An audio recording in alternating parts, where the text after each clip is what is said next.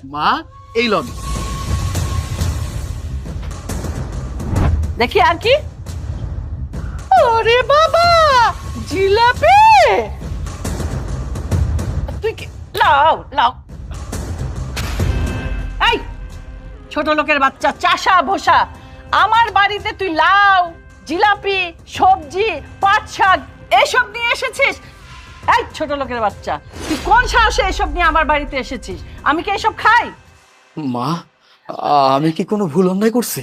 অবশ্যই ভুল করেছিস, অবশ্যই অন্যায় করেছিস, আর কোনোদিন আমার বাড়িতে আসবি না। মা, তুমি এসব কোন ধরনের কথাবার্তা কইতাছো? ও তোমার মায়ের জামাই, ভালোবাসা আমি ওরে বিয়ে করছি। জামাইরা তাকে শ্বশুর বাড়িতে আইবো, এটাই তো স্বাভাবিক।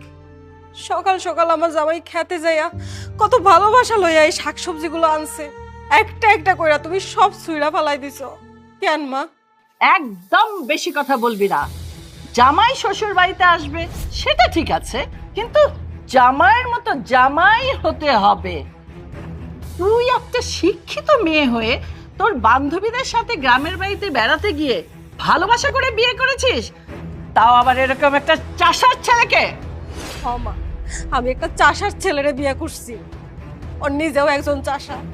আমি তো চাষারে বিয়া কইরা সুখে আছি, শান্তিতে আছি। তাহলে তোমাকে তো অসুবিধা কেন?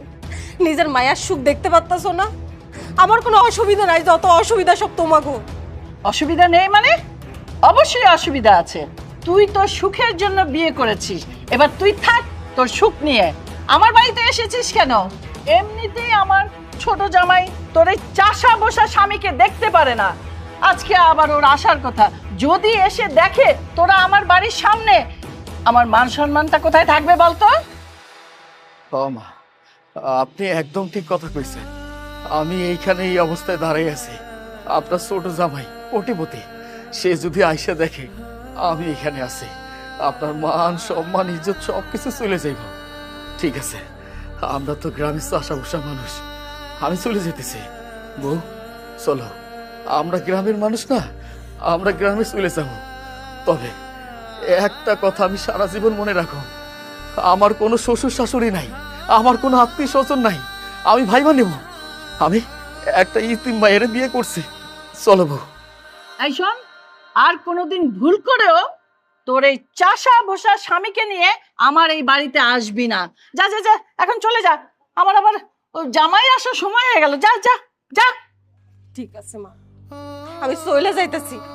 আমি আর কোনোদিনও তোমাকে বাড়িতে আমু না। যে জায়গায় টাকার জন্য ভালোবাসা